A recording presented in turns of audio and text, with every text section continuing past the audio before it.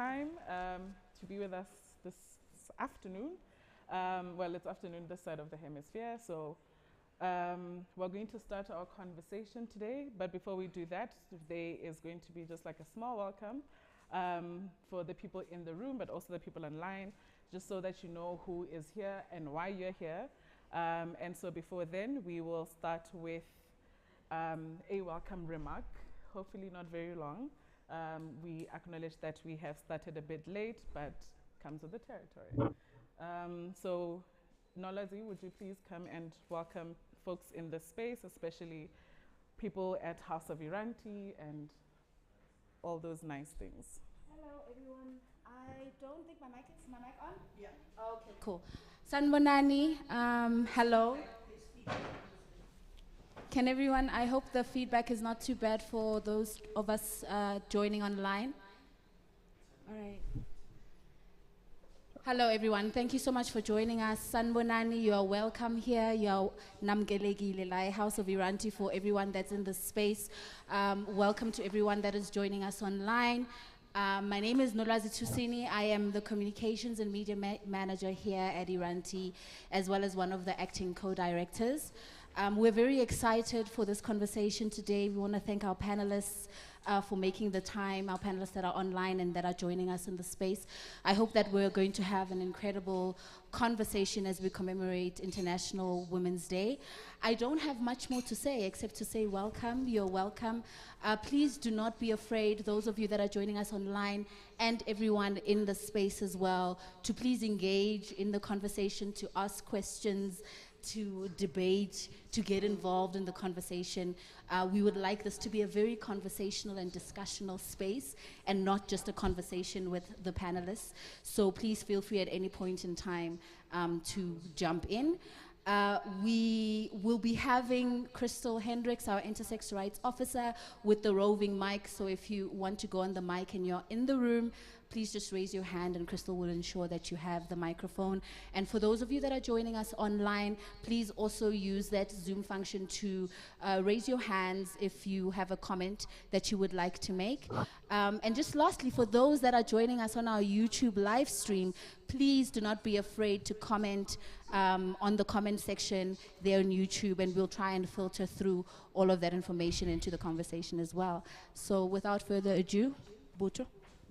Thank you very much. I don't need that mic. Thank you so much, Nolazi, for that. And thank you to everybody who's made the time to join us.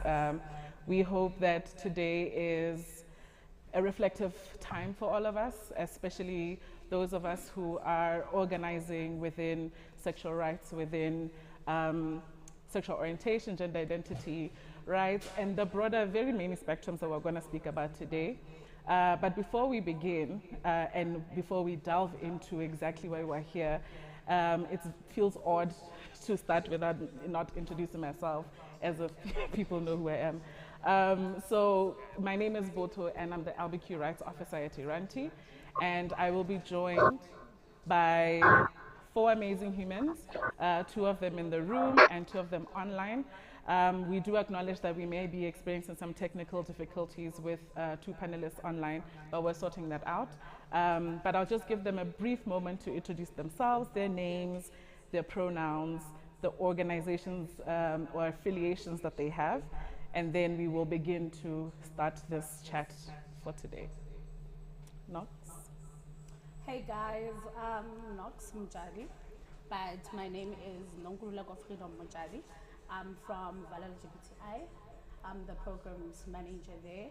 I'm a radio presenter by profession now. I'm a teacher, I'm an activist. I'm a black lesbian woman from Vala. Exactly. Awesome, thank you so much, Nox.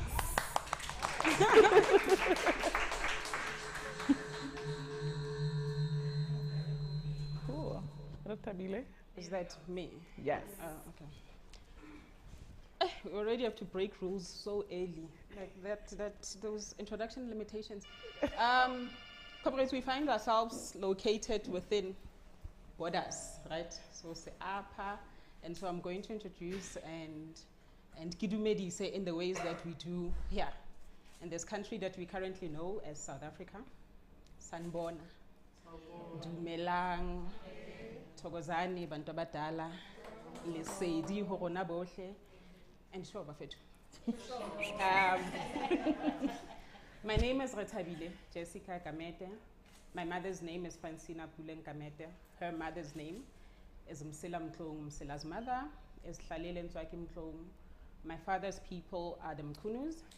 I am a personal and professional development coach. I facilitate things, I train. In a previous lifetime, I used to be financial manager for many social justice organizations. So now I train people to set up their financial structures. But generally, awesome. I just concern myself with wellness. Thank you so much, financial wellness and liberties. Yes, thank you so much, Camille, and welcome. Hi, Latia, how are you? Hi, everyone.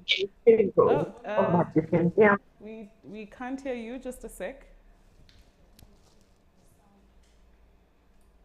We're working on it, but it's not working. Can you hear me now? No, we can't hear you, Latia. We're going to sort that out. Okay. Awesome. Is Titi on? Can Titi hear us? Yes, I can hear you. Okay, so we are having some technical difficulties, but we will get back to that introduction with the two panelists that are online. Titi and Latia, we will let you know once everything is sorted. All right.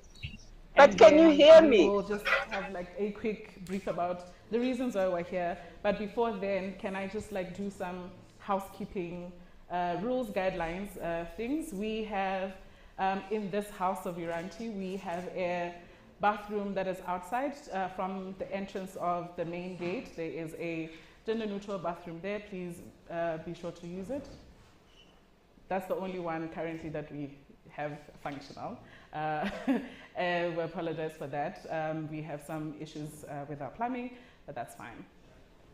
We also are, like we said, we are live on YouTube and Facebook. Our hashtags for today's conversation is hashtag. Is it okay? I'm worried about it not being okay. Our hashtags are International Women's Day, hashtag Embrace Equity, and we hope that you can join us on our social media pages with that hashtag. Feel free to mention Iranti at iranti.org on one of the platforms, on Twitter and on Instagram, and at Iranti on Facebook.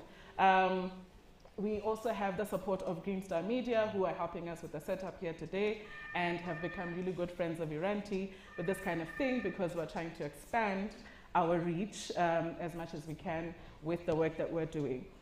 And so today we have gathered here to have a conversation, and we wanted to not be about the 4 people that are on the flyer, but rather about all of us and what it is that we want to commemorate and think about when we speak about International Women's Day, but also recognizing why this kind of day exists, acknowledging the limitations that are there, acknowledging the strides that we've made, especially as LGBTQI persons, as activists, as movements of people who've done work around social justice work collectively.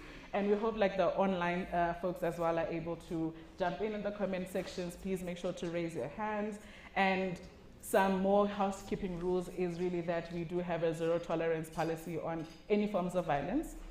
So you will be removed from the rooms, this one and the virtual rooms, in terms of ensuring that this is a productive and safe space for all of us. So please, if you are going to contribute, make sure it's productive, make sure it's constructive, make sure it is aligned to the values that we're bringing to this conversation today. So to start, International Women's Day.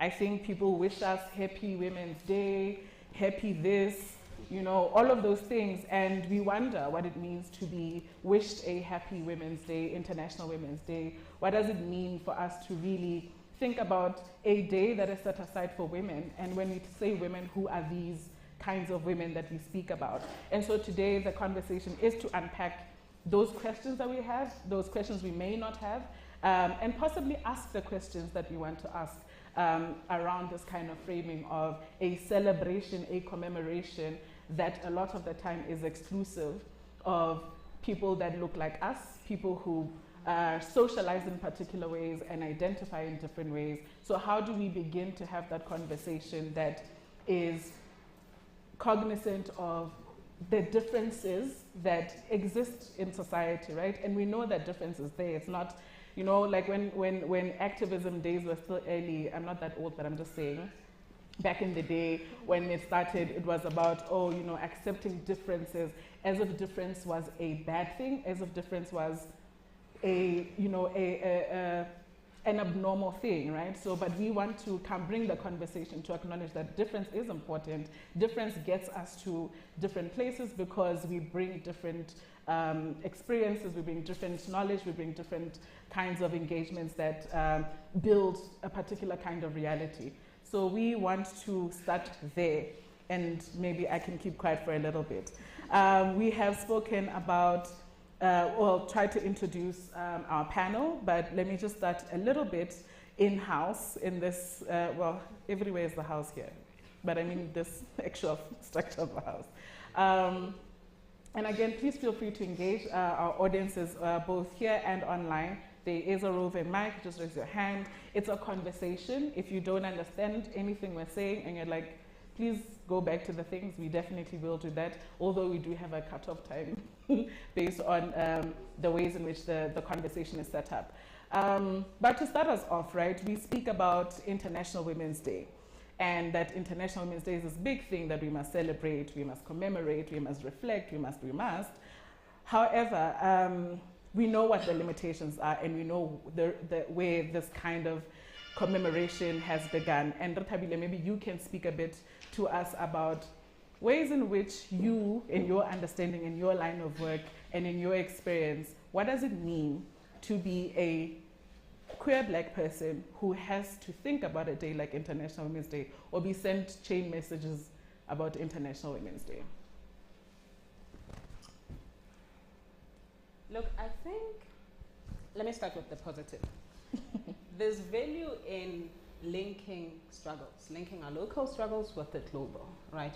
Right now, the theme with International Women's Day is digital, and we're trying to bridge the gender gap, right? And we're trying to ensure that kind of this digital access, just given the way and the places where the world is going.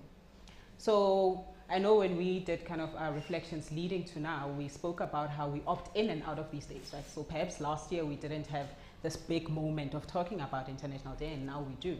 And throughout the years, the themes have been different. There have been climate change, and now, you know, we got hit by COVID, and now we're having to think about gender equity. So I think there is value there in terms of linking our local struggles to the global.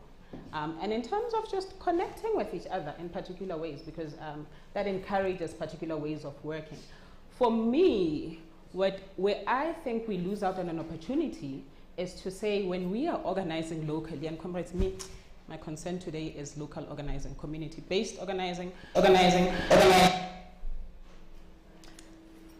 Should I try now? Yes, absolutely. Because my coaching is also, that's where my coaching is centered. So I coach community-based organizational leaders, and of course I coach the others. I coach in corporate, I coach in different spaces. But in terms of making a difference in how we build movements, I'm very passionate about how we are when we organize locally. Because honestly, there's no difference between Osman Bani who organizes locally and somebody who organizes at a regional level from a human perspective.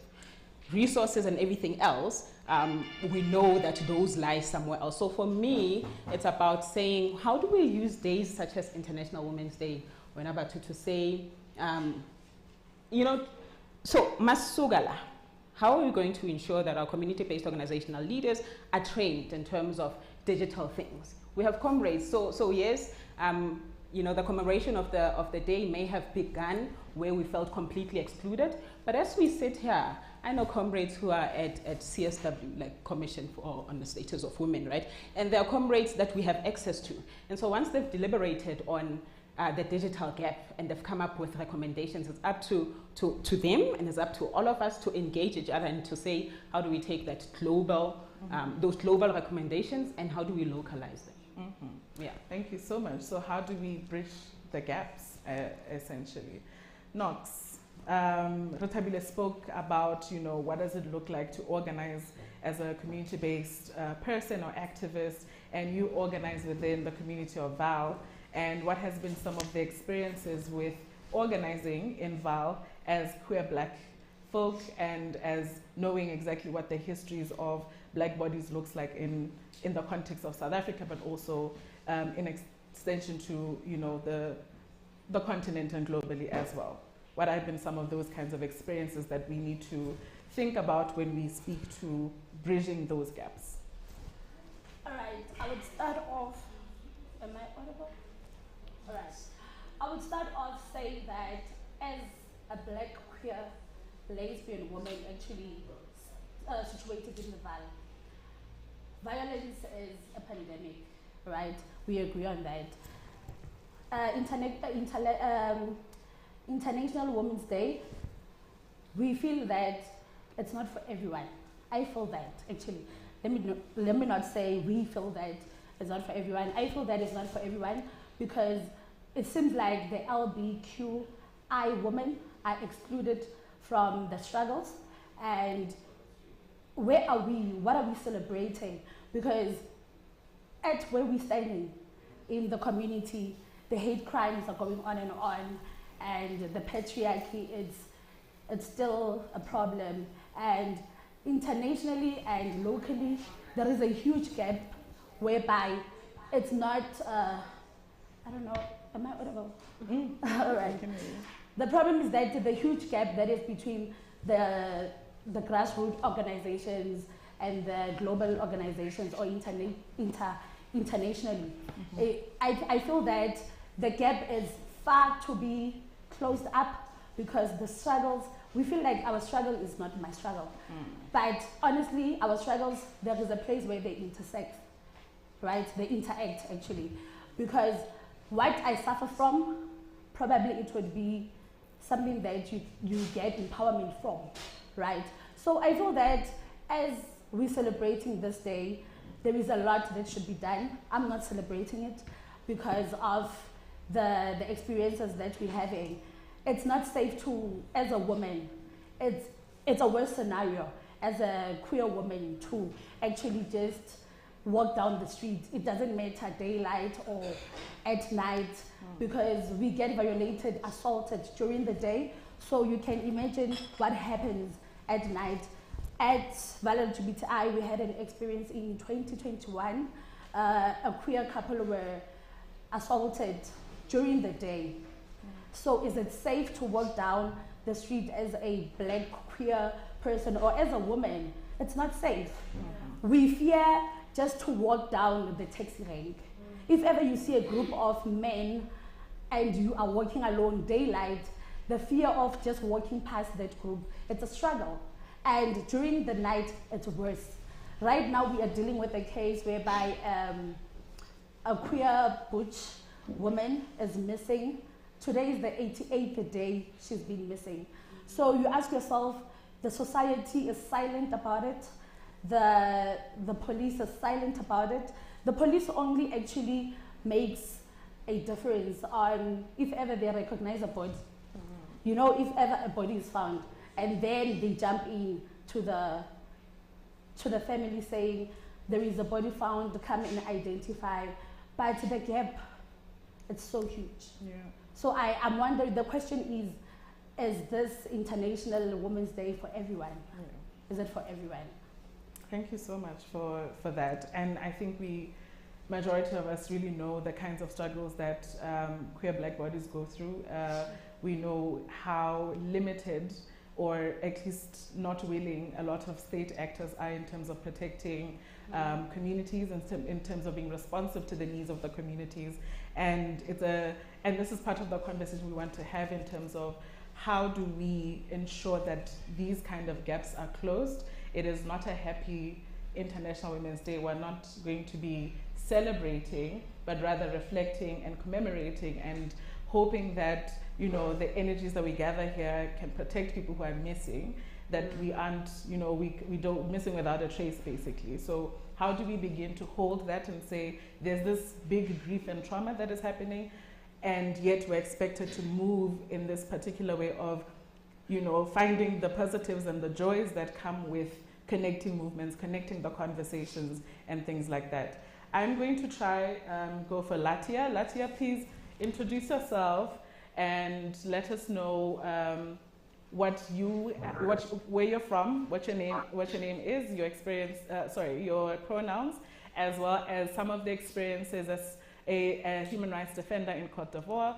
and what can you tell us about the ways in which trans women specifically have been segregated or marginalized, even within, as we speak about LGBTQI experiences, you know, as a community? How have we marginalized further trans women in this conversation?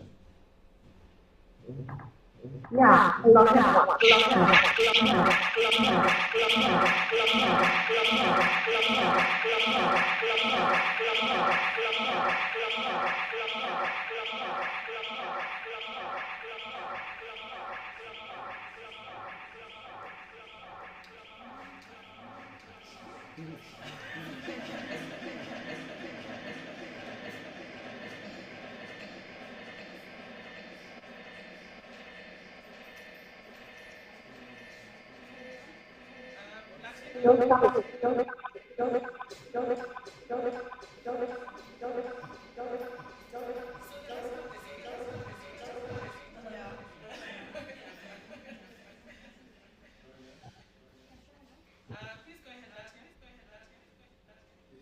yeah, so can you hear me now? Yes. Oh, thank God. So, hello everyone. I'm Juan.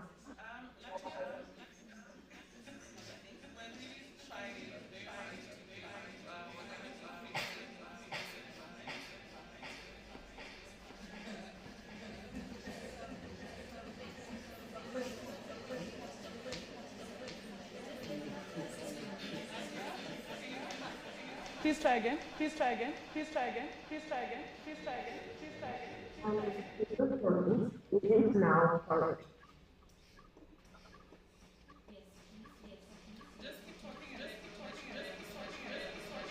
I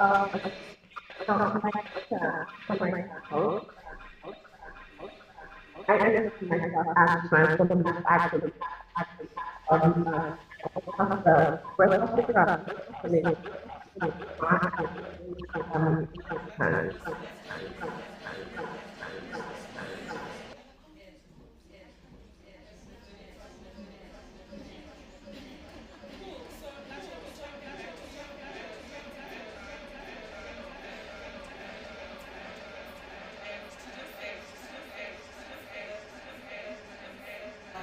now I'm a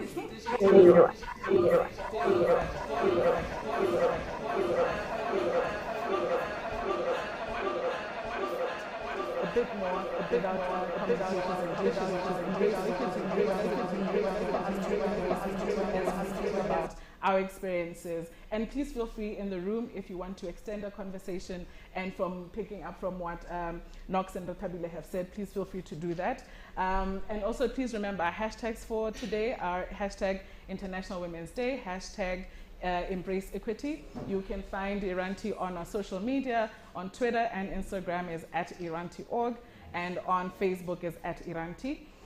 So to extend again this conversation about the ways in which we imagine, I guess, a world where when we talk about International Women's Day, we are talking about our different experiences in a way that helps us to kind of build a reality that is currently non-existent, and to maybe just speak about a bit more on the issue around the kinds of violations that happen, and recognizing that violations are different. The ways in which intersex women experience violations, the ways in which trans women experience violations, queer bodies, lesbian, bisexual women experience the different kinds of violations are different. There's different ways in which those are articulated.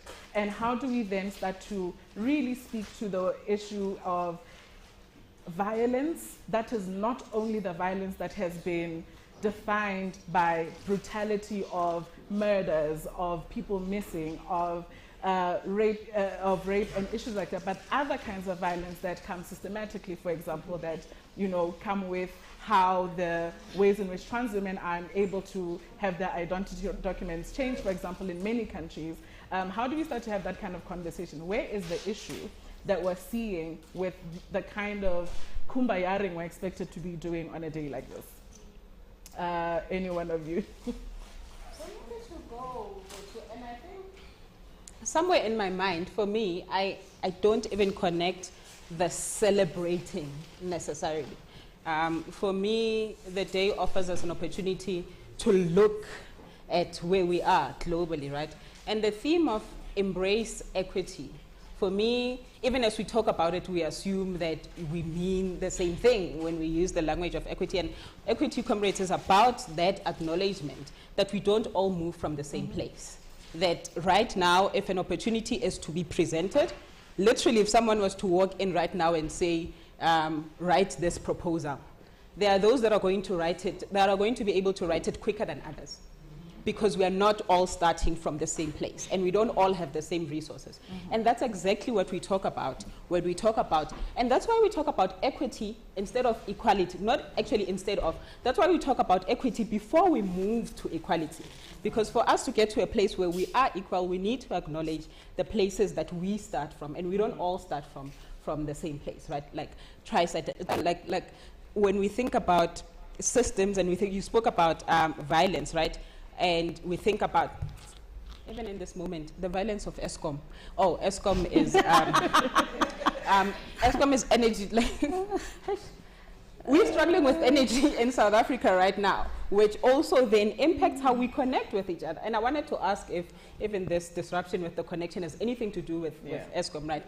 And so for me, like the violences are many when we think about how we engage with Home Affairs, right? When we think about the healthcare system. And in fact, I wanted to drop us to our heart center, comrades, because we don't just zabalaz for the sake of zabalazing. Komnandi, we don't just zabalaz for the sake of it. I wanted to drop us to our heart centers and remember the healthcare systems that fail us, right? And remember just recently OSCAPs that we lost, right? Because of course that's natural, but also our healthcare systems don't hold us. Right, and so even as we have these conversations, I wanted us to continue to say each other's names. So to say Scaps, Tamsanga, Zulu, you struggled with us, and so we will not forget your name. And these kind of, the fact that we don't move from the same places and we're being failed by these structures, we're able to then impact who we are. And I know much later we're going to talk about wounding and how, that is linked to lineage. Right, because these aren't problems of today; they have been accumulating. So, yeah.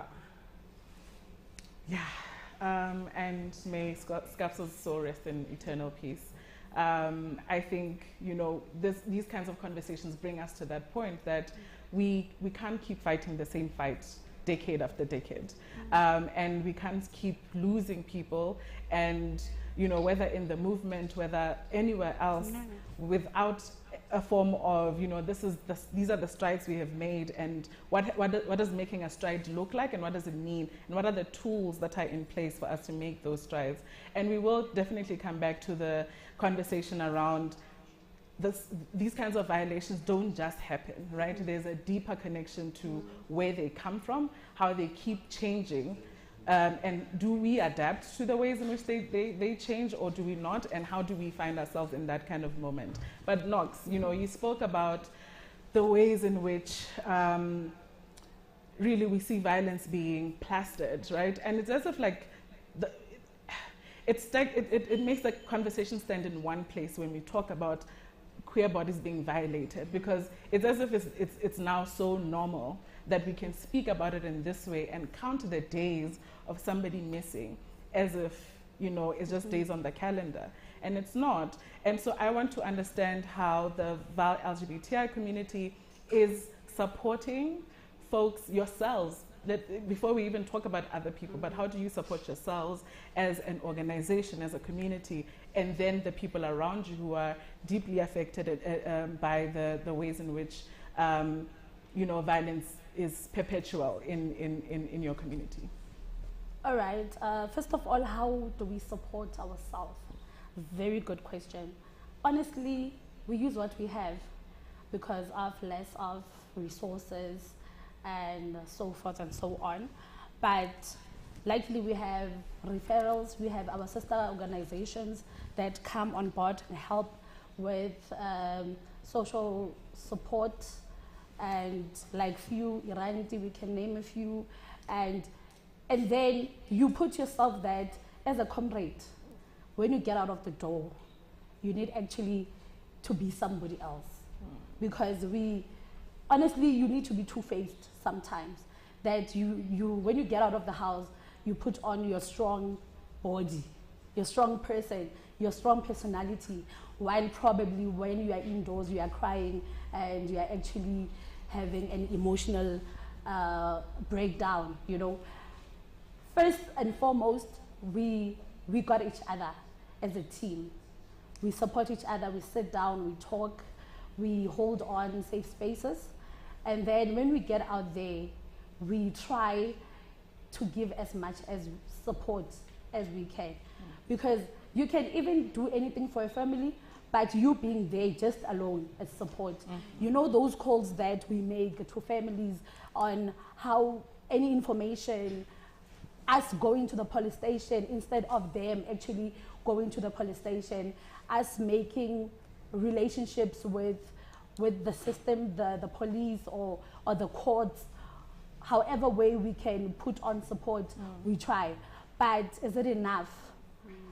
Honestly, it's not enough if ever you don't have enough resources. You understand?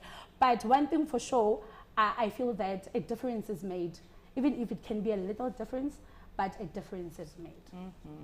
Thank you so much for speaking about, you know, the armors that we put on before we step out, because you know, people think activism is this, you must be the staunch person that doesn't get cracked, that's always fighting, right? And at some point the fighting is important, but also the fighting gets tiring and you wither away with the fighting.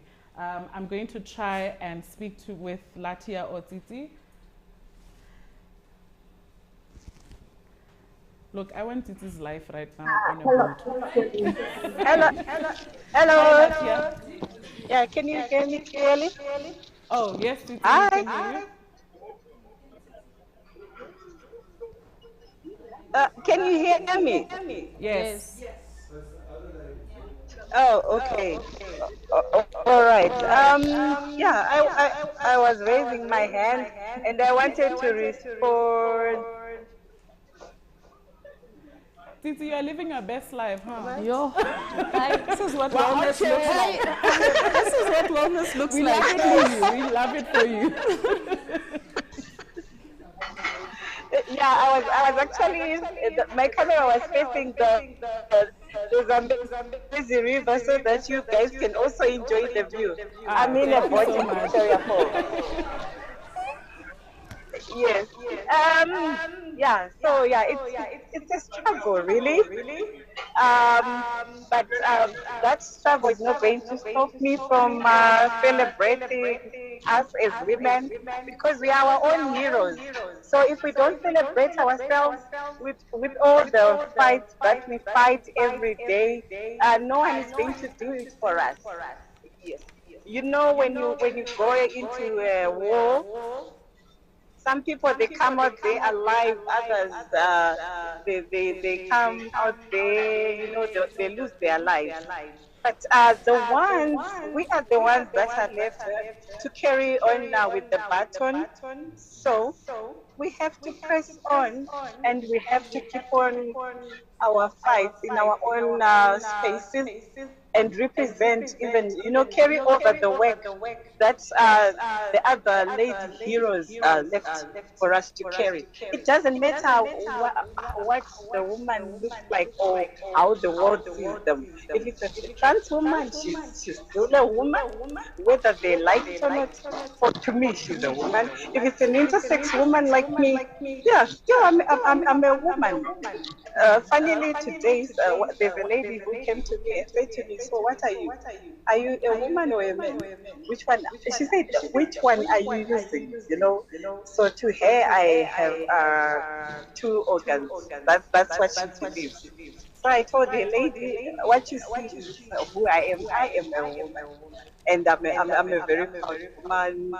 And I am going to celebrate Women's Day because I'm representing a person who is voiceless. I am going to be their voice. I'm representing someone who was violated and no one stood up for her. So I am going to do that. They might not be here in Zimbabwe, they might be in South Africa or wherever in the world. But what they went through, I'm going to make sure that my peer, another woman who cannot fight, who doesn't have the strength that I have, I am going to do it on their behalf. So I have every reason, 100% reasons to celebrate Women's Day. And if I write down a whole list of the good things and the good experiences that happened to me and other women and the little victories, so there's a reason to celebrate. And I am going to keep a positive mindset and be strong for someone who is broken. Myself, I'm broken. Myself, I don't have the life that I wish for at the moment, but I know that out there there's someone who's lesser than me, who is lesser than me. I know there's someone out there maybe who was chased away from home, and I am staying in a place maybe that I'm not satisfied with, but for that I'm going to appreciate that this is where I'm at. Maybe tomorrow I'll be on another level. And on that level, I'm going to hold another woman's hand. So I'm encouraging everyone who is watching and listening that, you know what, ladies, no matter the lady that you are, because we don't want to put ourselves in boxes that this one is a trans woman, this one is intersex, this one is hetero, or this one is a lesbian. We are all women, right? Let's hold each other's hand and let's stand strong. Let's carry each other on our shoulders and fight this fight in our own ways. We are gifted differently. We have we have different gifts, we have different strengths, we have different talents. Let's take advantage of them and use them to fight the fight, ladies. So I really want to salute everyone, all the ladies who are representing, who are doing what they are doing, all the work that you're doing, ladies. It's brilliant, and I salute all of you. I'll stop for now. Thank you, Titi. Please take in that view from the rest of us. Thank you so much for that. And I think the affirmation is important, right? That affirming who we are in society, affirming ourselves amongst each other and for ourselves, because it's important to move away from wanting validation from people who don't walk in our shoes on a daily basis. Latia, are you ready to speak to us? Yeah, I'm ready. Can you hear me now? Yes. Thank you. Thank you. So, my name is Nadia from the coast. I identify myself as a transgender actually, and that is my 2018 by working very closely with the organization, and in 2017, I just to set up a transport organization that is working essentially on the believe the reality of transgender in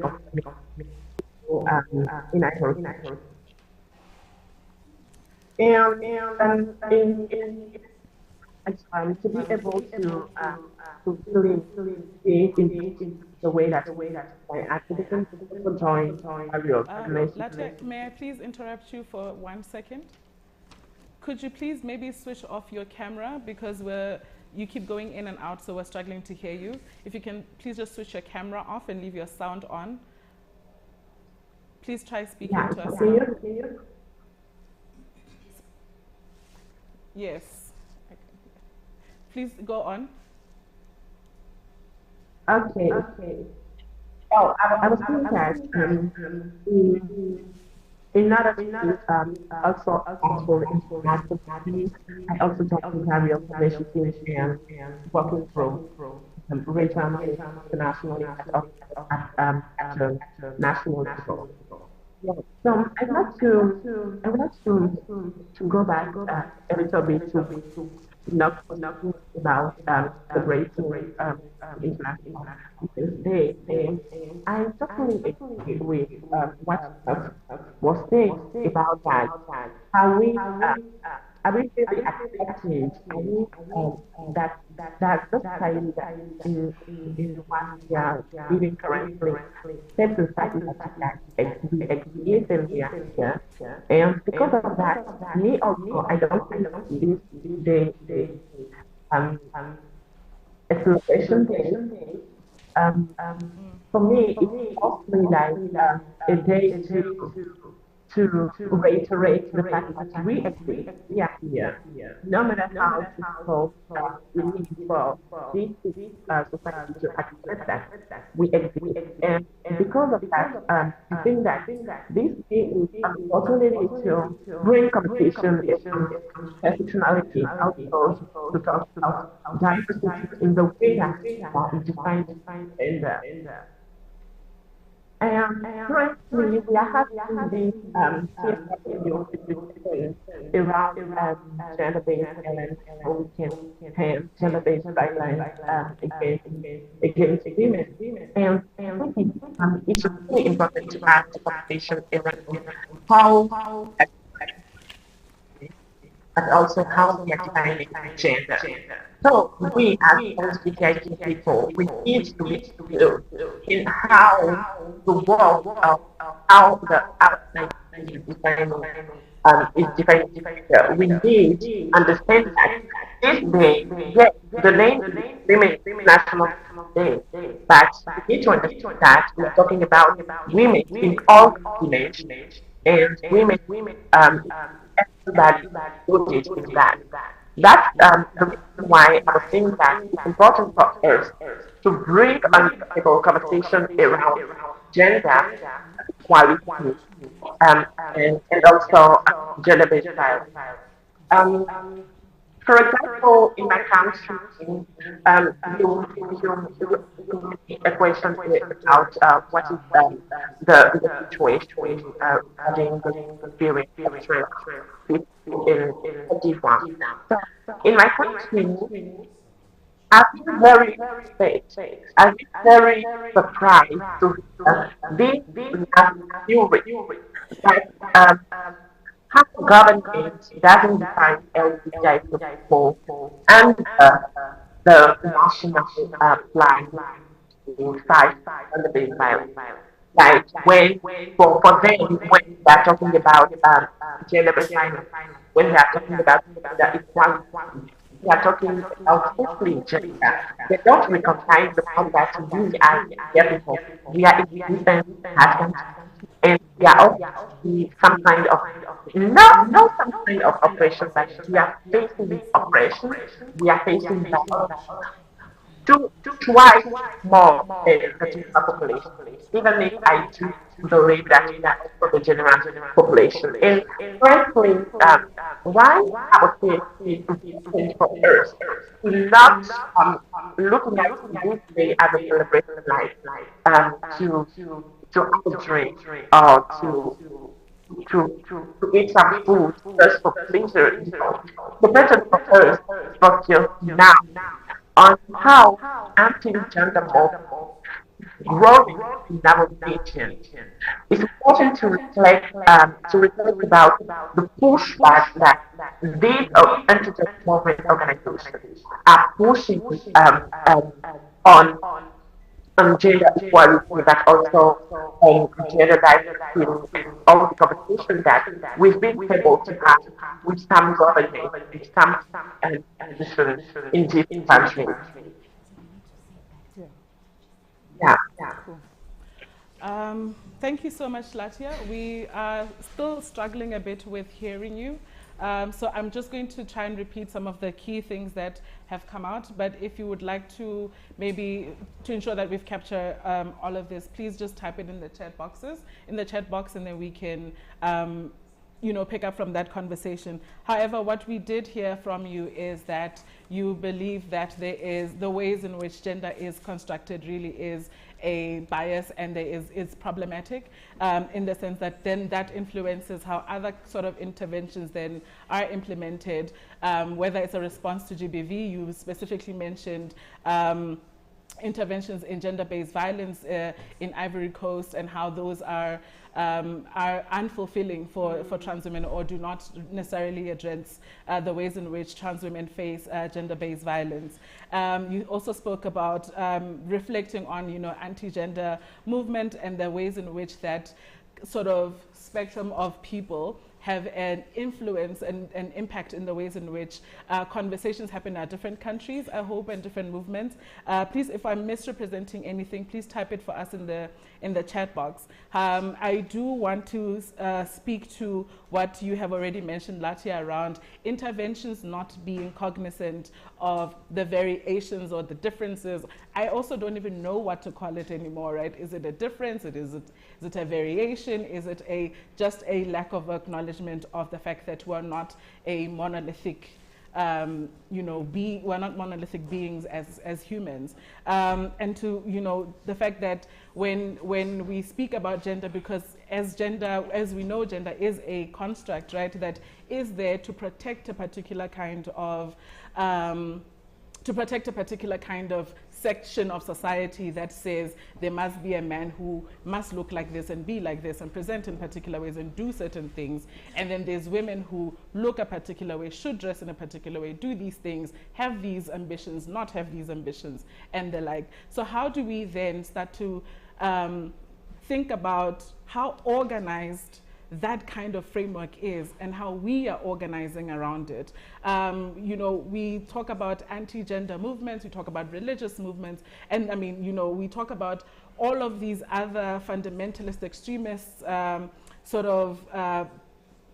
sections of our communities, of our countries, and unfortunately even within frameworks that are supposed to protect us, that then end up being the same kind of the same fueled armies, I guess, that perpetuate these sort of disparities that happen. So they are very organized also, right? They organize in ways that, unfortunately, as Knox spoke earlier about resources, we struggle with just accessing the resources to be able to do these kinds of have these kinds of conversation. It takes a proposal to be written, it takes a budget to be done, it takes all of these frameworks that are in place that put us in a place of being unable to match what already this 1,000-year-old system has advanced. And maybe to, in speaking about those kinds of ways in which we see these particular kinds of system operating and how we are organizing, are we adaptive as a movement? And if we are, and this is a question to everybody, if we are being adaptive, if we're not adaptive, what are some of the limitations? And if we think we are adaptive, or what are the strides, right, that we have somewhat made? Tsitsi and Latia, please also consider this question as we move. What are the ways in which we are adaptive to our realities? We're adaptive to the various struggles that we find ourselves. How are we adaptive to the same system that is saying us to commemorate this day? Anybody in the audience? Fundi, yes. We're just going to wait for Mike.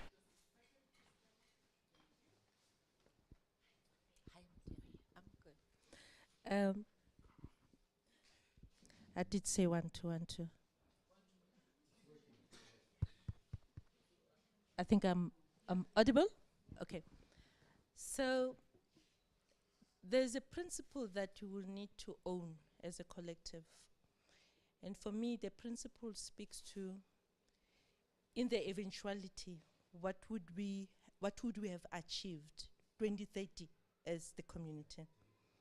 It speaks to psychosocial and economic inclusion. And if we do adopt that at some point in addressing the concerns and the challenges that we have, We probably have lots of frameworks for the advocacy work that we do in the psychosocial space, but it would seem we have not defined inclusion. And in general, as a result, we have limitations in our mobilizing, because as we mobilize, we speak mostly in advocacy rather than economic inclusion. Now, if we begin to define economic inclusion, today is an important day. Let's speak to digitalization. Yeah.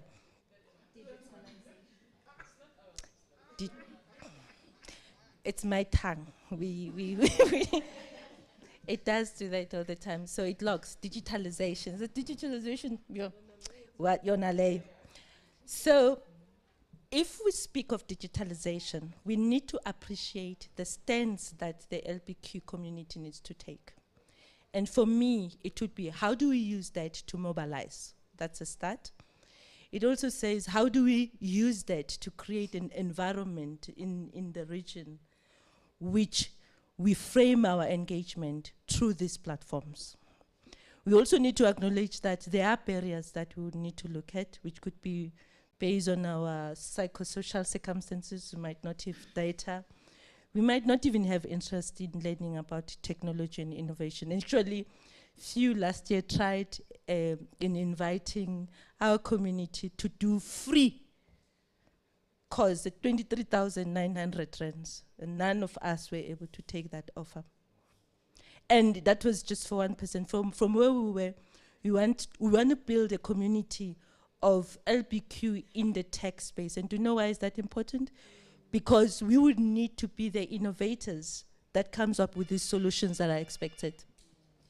And by not being able to position ourselves in the inclusion space, use the drivers of inclusion, which is digitalization and technology drives, we're limiting our interest to speak specifically to our psychosocial challenges vis-a-vis how do we use this community, the challenges that we have to build that.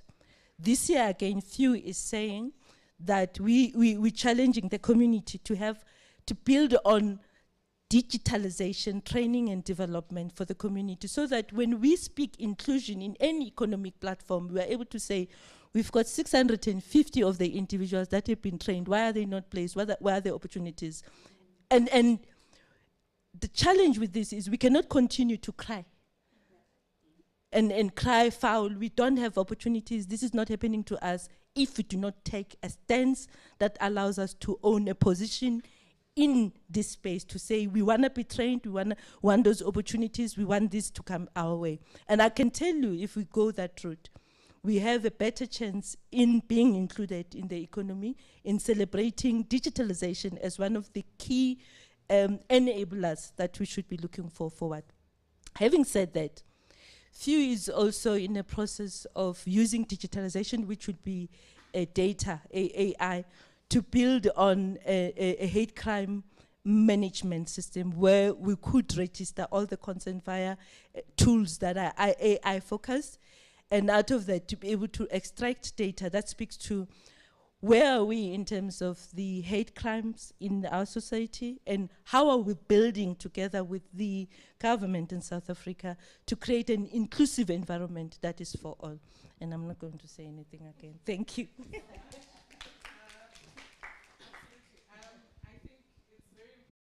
For these conversations to happen in the ways that they are. We can't speak about LGBTQI issues, women's rights issues, without talking about intersectionality, right? And I'm so glad we're talking about the ways in which we see practically that we're engaging with digitalization and the fourth whatever revolution, which is also a contributor to climate justice work. So like there's many layers of things, and you know, how do we take advantage of the ways in which the world is moving, but also recognizing the disadvantages that we have, but also where are the opportunities. And please, if you have not registered for Few digital thing, I will come find you.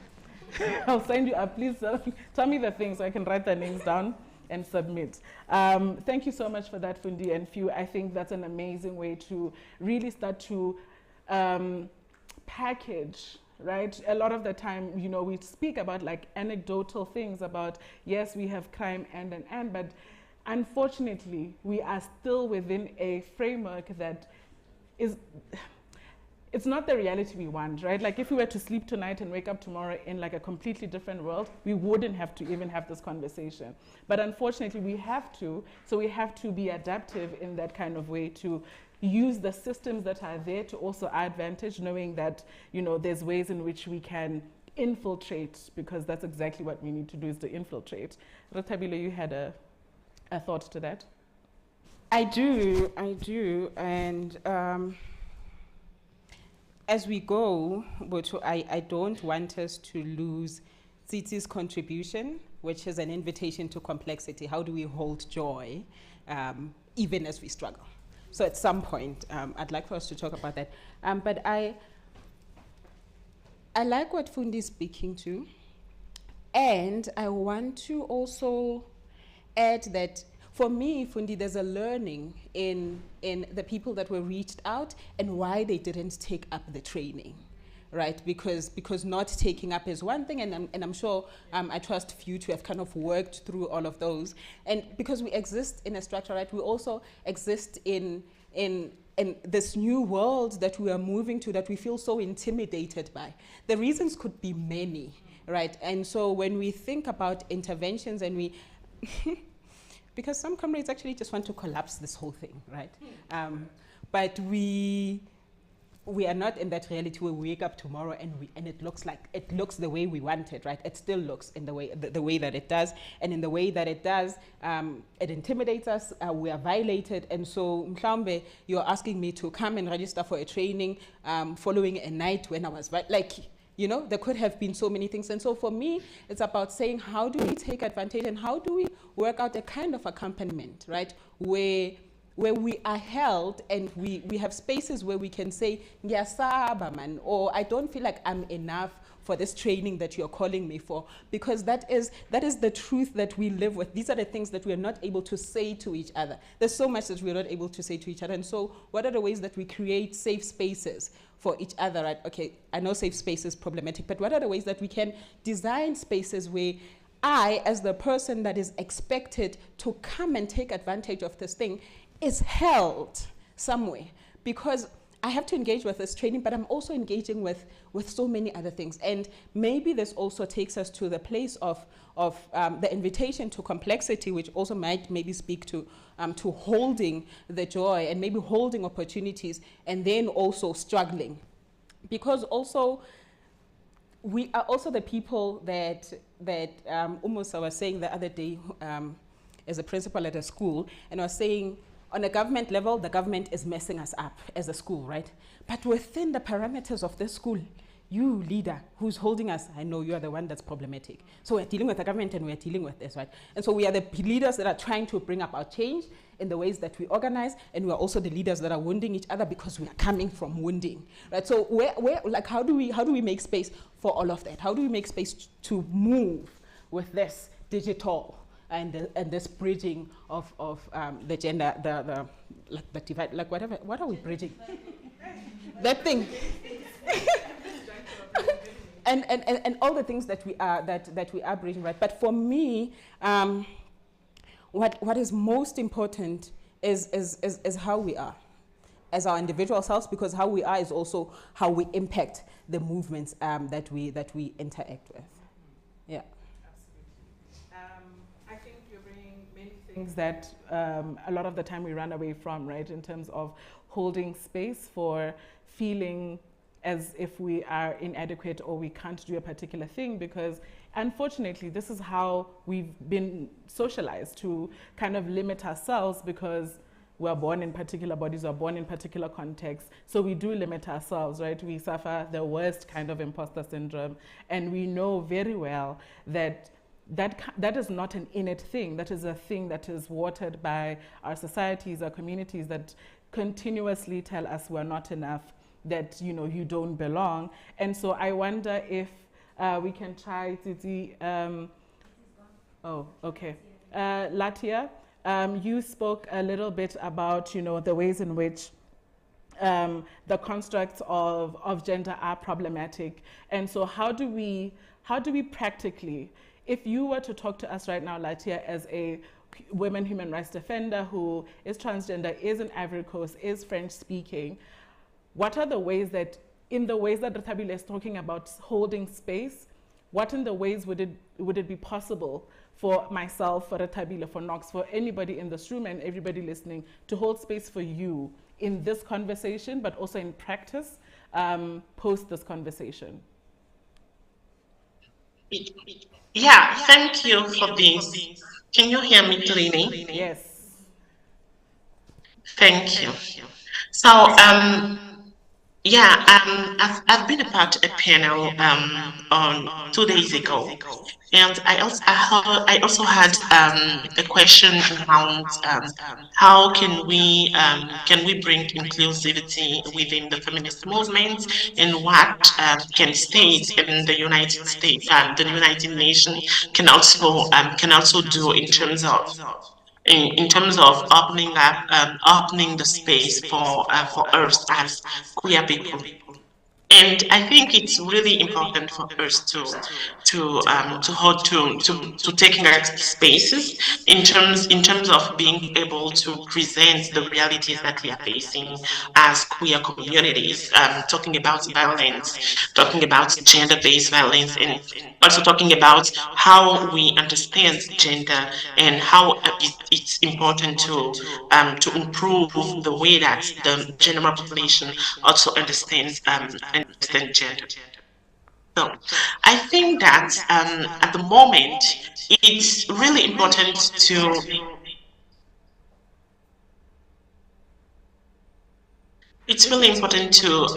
have data, because data are the ones that are leading the way that we are doing advocacy. And at the moment, it's very important for us to have important data and well-defined data that can help us to go towards government to ask them for policies. I think that's what we need currently. Talking about my context, is we need to have policies that recognize that we exist, that recognize that when we are talking about gender-based violence, we as queer people, we need to be considered.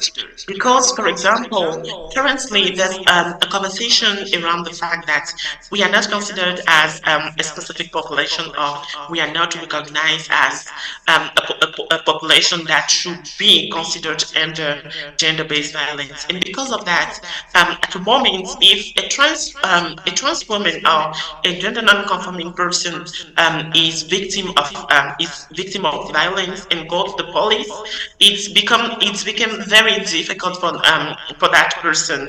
Um, like, for example, I had a story of a young trans woman that has been beaten by a guy, and she went to a police station to tell that because of my identity, this is what I've been victim of. And the different police officers told them that, you know, it's currently late. Can you go to find um your perpetrators and come back with him, because we are currently tired and we can't go outside.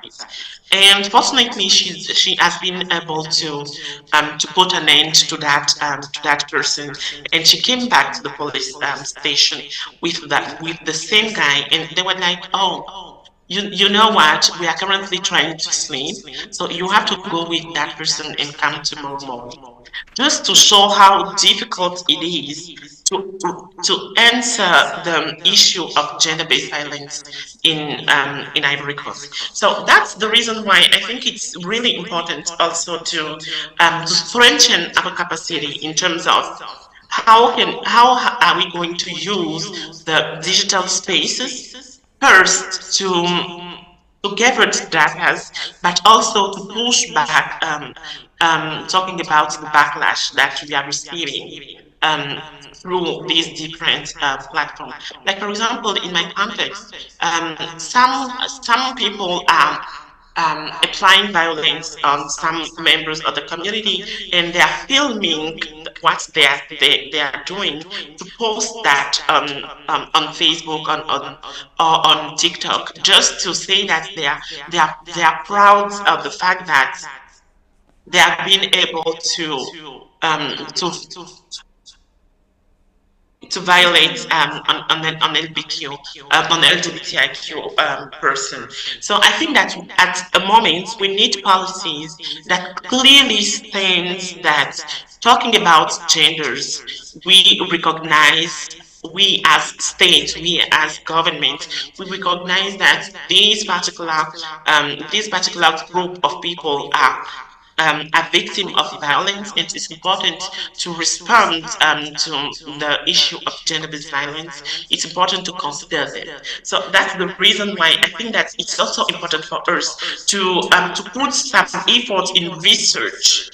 Research why? Because we need data, and in some many countries, in the national data around gender-based violence, we are not a part of these things. Like for example, in 2022, the national program to fight gender-based violence launched a report by stating that they have been able to cover like 5,500 cases of gender-based violence.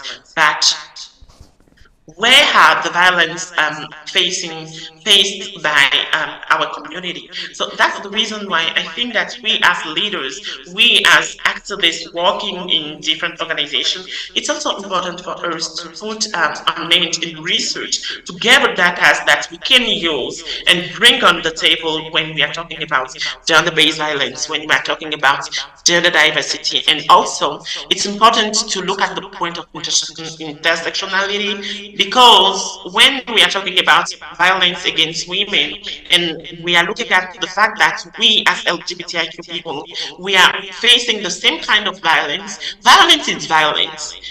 No matter how that violence has been perpetrated, or no matter what the person, no matter what the victim is, violence is violence. And because we are talking about violence, it's important to recognize that there's an intersectionality in the fact that we want to fight gender-based violence, and it's important for us to have these capacities. Yeah, thank you.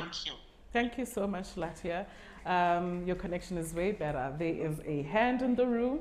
I also just want to make that connection to, what Latia is talking about in terms of data and statistics and research that, needs to be availed to whoever it is that we're lobbying, whoever it is we're speaking to around the experiences of transhumans and the LGBTQI community as a whole, to say, then there is a point of connection, right? And I hope that one of the big learnings that we have is really that we have to lean also into each other, into the kinds of resources and skills and knowledge that we can transfer to ensure that we kind of build a connection as movements, because we know the segregations even that exist within ourselves as LGBTQI communities. Yes.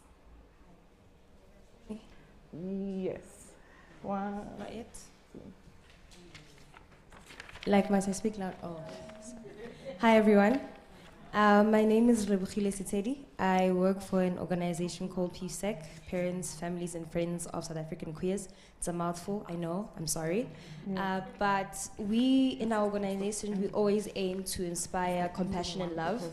And with the work, we've noticed that most people aren't necessarily, they're not angry and they don't want to be violent, and they automatically assume because something is not common, that means it is strange, right? And I think in the digital space, it's then our responsibility to kind of push traffic to show the various ways we can be women, and also the various ways as queer people we can exist, right? And we're also leaving a digital footprint for whatever's gonna come next, because it was first LBQ before it was LGBTQI+, right?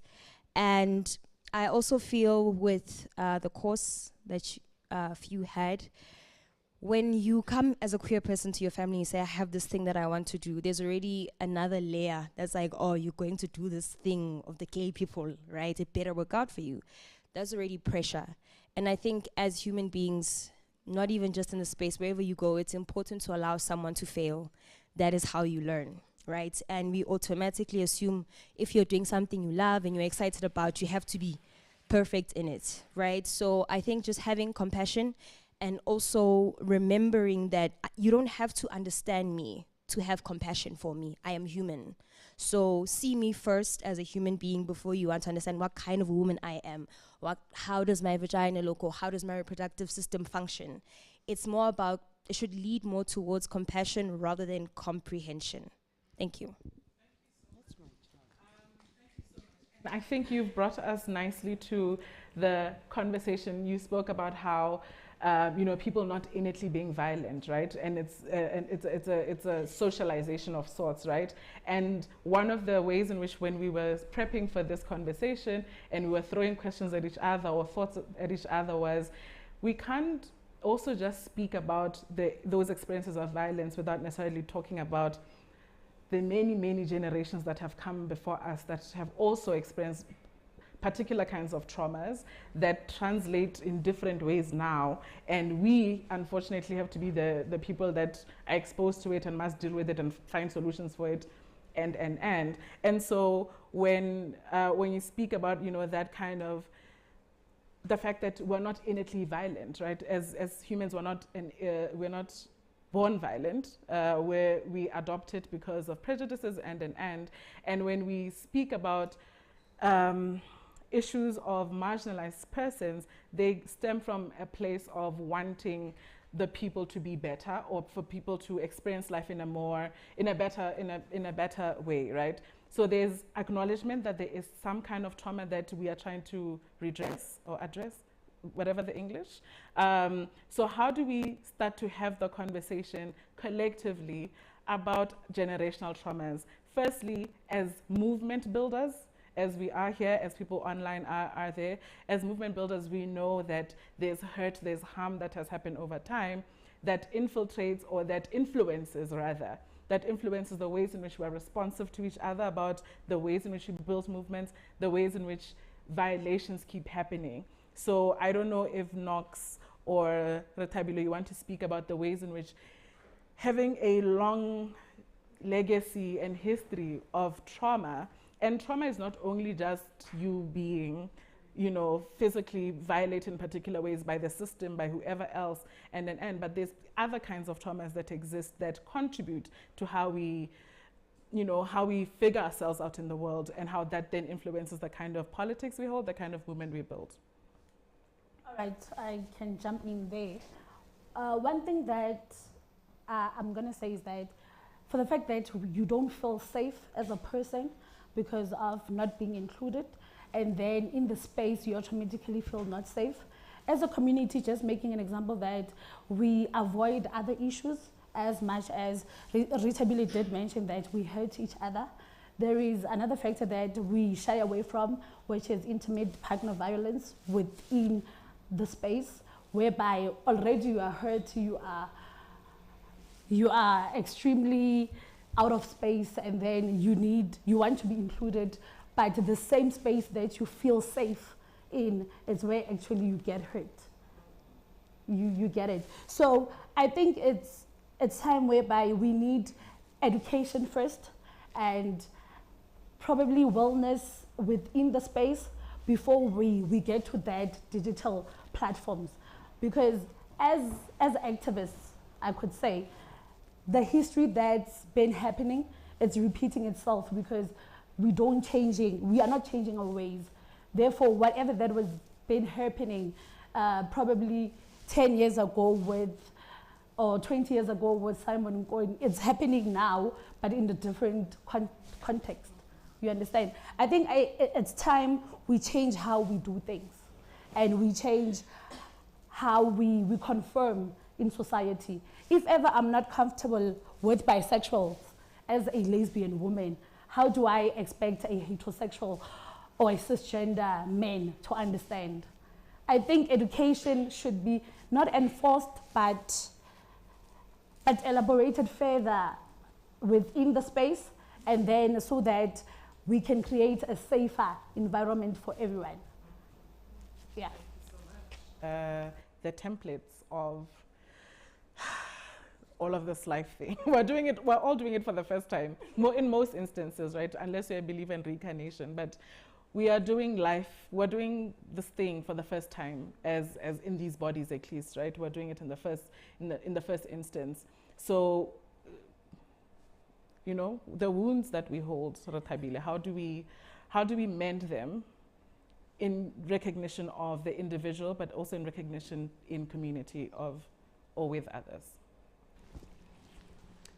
So I want to, firstly, I hope we're going to sing at some point.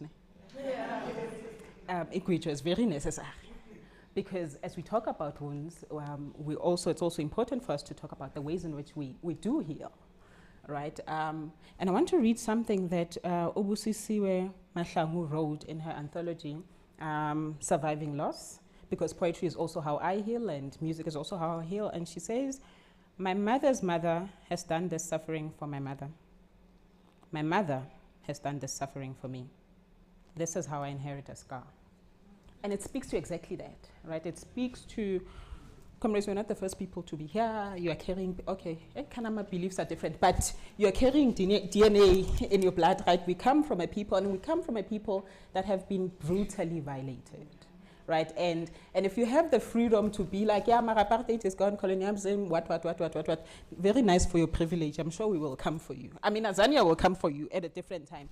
But the long-lasting impact, like we are feeling those impacts today, our wounding, the ways in which our mothers raised us, the way in which our mothers were raised, and that is even for those with the privilege of being mothered, because we know family is on its own a complicated space when you are queer, when you are all these things, right? But so the impact of the brutality that our people have lived through, right, is still felt today, and there is no getting away from that. And even in the ways that people enact, is enact the right English?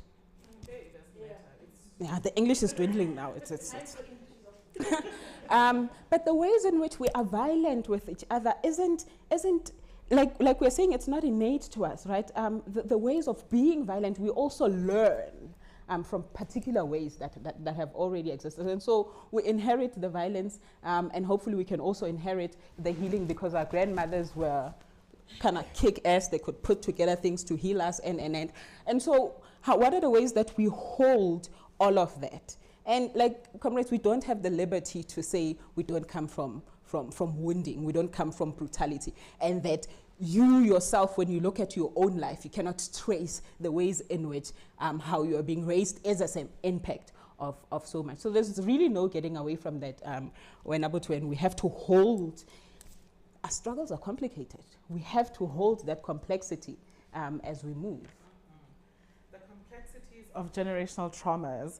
And Latia, maybe you can also just share from your own experience and the experiences of. Are you struggling to hear me? Can you hear me now? Okay.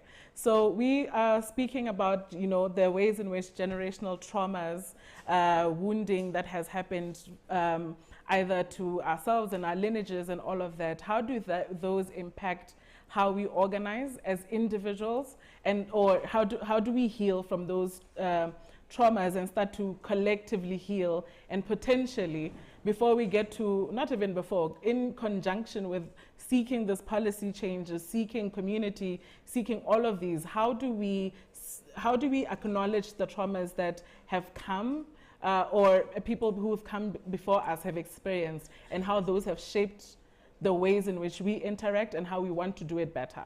What are some of the ways that you can speak to us about that, or share some skills and tools about your own ways of looking at it? Yes, thank you for this question. I think that something that is important is firstly to recognize that these generational trauma exists. That's the first things to recognize. And by recognizing that, there's an echo. Can you hear me? Can you do a thumbs up for it? Just continue, Latia. We can hear Can you you. hear me?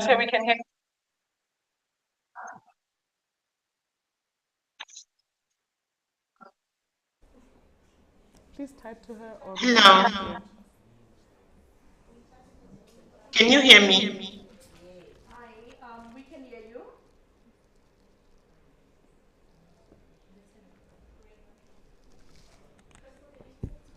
Hi, we can hear you. You can go ahead. Thank you. So I was saying that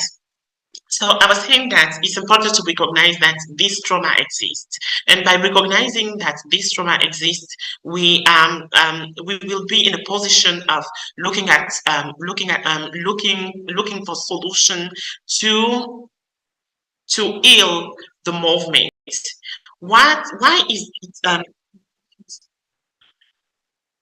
why it's important to heal the movement? Because the the very first generation um, faced a lot of trauma, and because of that, in the way that they are doing the activism, in the way that it's a bit difficult to talk about transitional leadership, I think it's also important. It's also important to have a conversation about these points. I think it's also important to talk about this point. For me, talking about transitional leadership will be a way for us to be able to address the issue of generational trauma. And in addition to that, it's also important um, to have to have action in terms of strengthening the mental health of our community members, because a lot of time we are talking about advocating, we are talking about pushing for laws, we are talking about having access to healthcare, we are talking about having access to human rights, but at what moment are we positioning ourselves to say that all the things that we are doing, even if we are activists or even if we are just a member of the community, has um, a very important impact on the way that we are accepting ourselves, on the way that we are looking at the point of mental health. So I think it's also important to promote mental health services. It's also important to ensure ourselves that our community have access to mental health services. And I think that that's the different kind of things that we can definitely looking at if we really want to heal the community, talking about the different traumas that we are facing in our work, and by being queer people in the context that we are living. Yeah.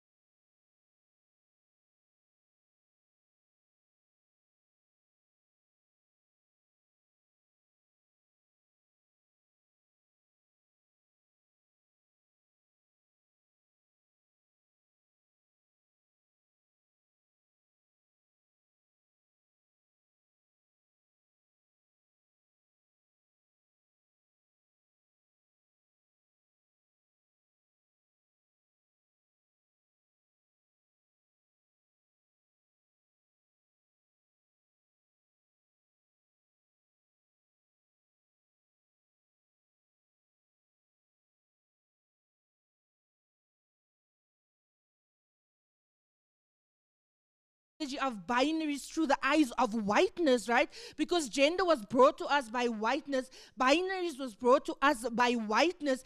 Telling women that they are not women enough was brought to us by white men, because white men wanted to say this is what a woman should look like and this is what a perfect woman is. And then you find intersex brown black bodies, you find trans brown black bodies, and now you have feminists opposing their bodies by not calling them women. So how do we get to the place where we come together like this, we get to the fire pit and we start, you know, peeling things layer by layer? If you think we are peeling that potato, you know, making that stew, making that meal, how do we come together and just sit and have a conversation and say that we are women? This is the issues that we are facing. We can't embrace equity yet because we know that we do not all start from the same space. Some have more privilege than others. Some have no privilege at all. I think Titi said, be happy with what you have, because someone out there is praying just to have a little bit of what you have. A struggle from a woman living in Vaal to a woman in Sandton, queer women, they have a different experience, right? And how do we get together and we talk about intersectionality not just as a buzzword, but actually breaking it down layer by layer to say, this is where we intersect, this is the issues that we are facing as women, and how can we come together to fix this as women? And I think it starts by having this conversation, being inclusive, but it also starts with us unlearning a lot of things and learning new ways of working with each other, new ways of being accepting, new ways of being open, new ways of thinking that binaries does not exist, right? And we shouldn't live in them, and we should stop bowing to this authority of whiteness, because we have generations of our family that was bowing to whiteness like for the entire history. So I think it's really like we need to find our joy, we need to find our happiness, we need to find our celebration.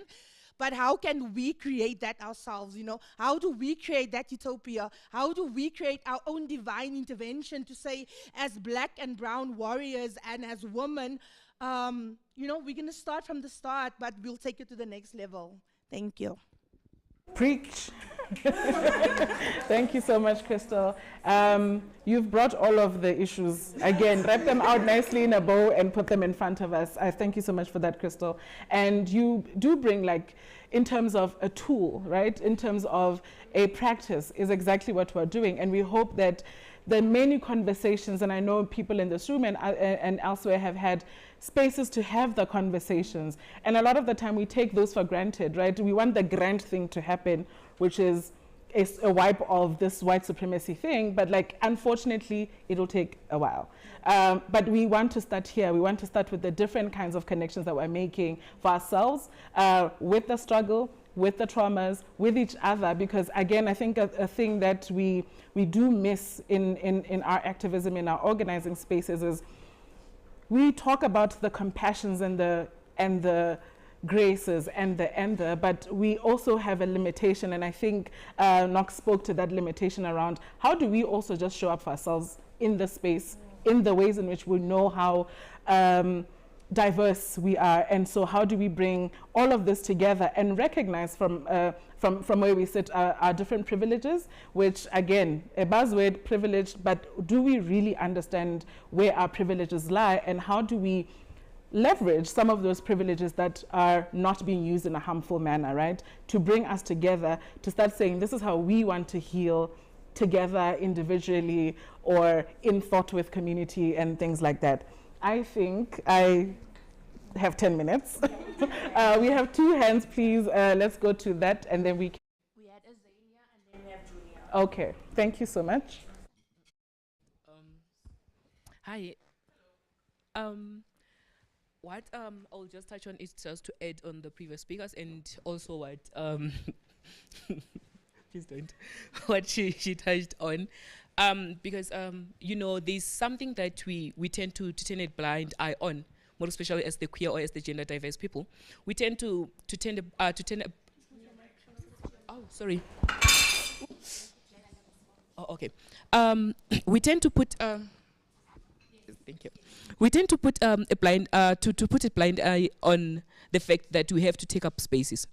Because there's something that if ever we are saying we want to heal, and we want the next generation to not suffer from our generational trauma that we are suffering from, we have to to be the ones who are taking up the spaces and who are paving that road for them when they come. They will no longer have to suffer to start from the scratch, where like they will have to start by looking for a road where there's no road.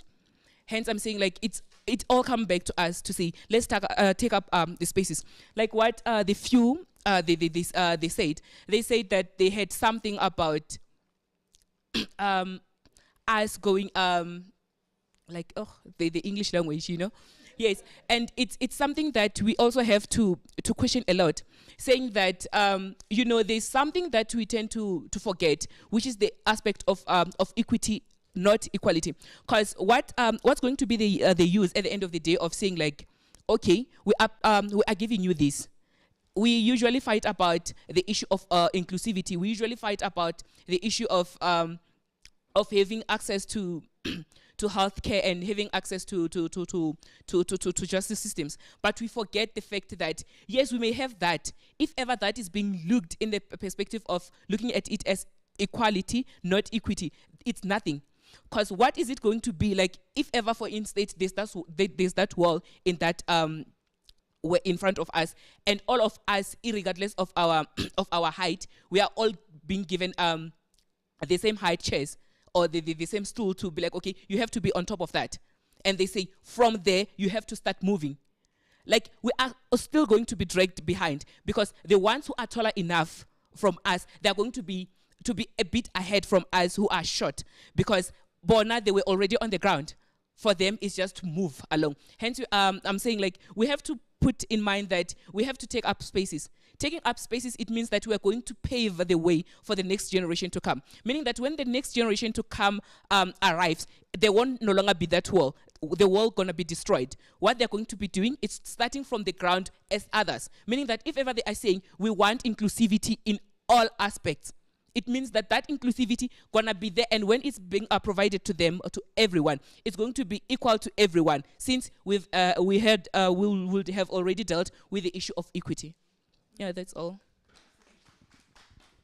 Up space. Hello. Mandla. Okay. Sanmonan, my name is Azania Sengwayo, and contributing deeply to what Crystal and Retabile said in relation to generational trauma, I would like to take it from the aspect of structural violence, because we are where we are today because of capitalism, patriarchy, all of this nonsense that came with the white men, right? And I think for us to move forward and for us to heal from the trauma that we have is to recognize the pain that we have, and to recognize that whether we like it or not, as black people, we are very wounded. Black women are very wounded. Black men are very wounded as a result of the structural violence that we've faced in this country and globally. And because I would like to stay in this movement, I would not like to be in this movement after 10 years and I'm still fighting for the same things. So for me, generational trauma or structural violence needs to be addressed right now, so that the future, maybe 10, 5 years, we don't have to fight for the same things. I wouldn't like to have my child fight for hate crime, you know. So us recognizing Nguti, because there's power that is not benefiting us, but there is power that is benefiting us at the same time. How do we use that power to transform and move forward as a movement, as a feminist movement, first of all, as a black movement, second of all? Yeah.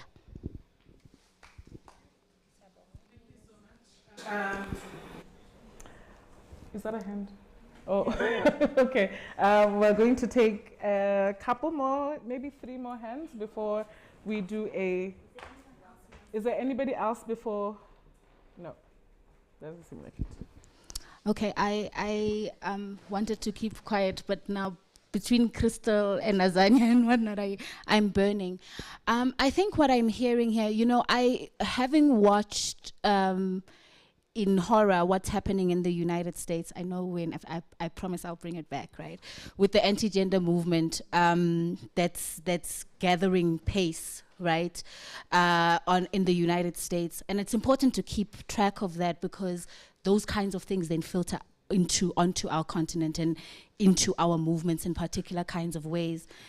What I'm hearing from this conversation, and I don't think it's the first time that I've heard this in the conversations that we've hosted here at Iranti, is that we need to rethink our strategies in the ways in which we work, in the ways in which we build movements, in the ways in which we exist as activists and human rights defenders. And, you know, Crystal was talking about learning new ways. It is learning new ways, but it's also old ways, right? Community is a way of Black people. It is, and so in the ways in which we have articulated in the space how we hold generational trauma and the different ways in which it manifests, we also hold particular kinds of healing as internal, like embedded knowledge.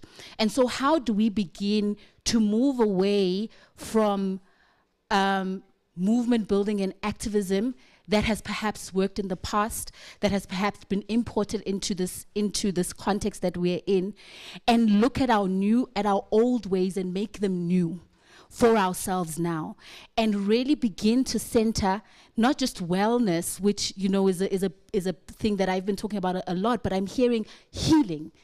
Healing is the work, right? It's not, the work is not just the advocacy that we do to get laws changed and whatnot. Healing amongst ourselves around the fire pit, right, is part of the work, because the opponents that we face are organized. They are organized, they are strategic, and they speak with the same voice. We are not there yet, because we've spent so much of our time, in my opinion, doing the advocacy work and the fighting, which is important. That's the ways in which we've been able to attain particular kinds of freedom. But in doing that work, have forgotten ourselves and our own healing amongst ourselves, right? And reckoning with that. So what does that look like if we turn that into a strategy? For those of us that organize on the ground, in the Val, like the likes of Knox and Azania, with Iranti playing whatever role it's playing, and few. And for all of us to speak with one voice and say, we want to stop for a second. Stop all of the work running from one activity to the next, and stop and have this conversation over and over again until we hear one another and see one another.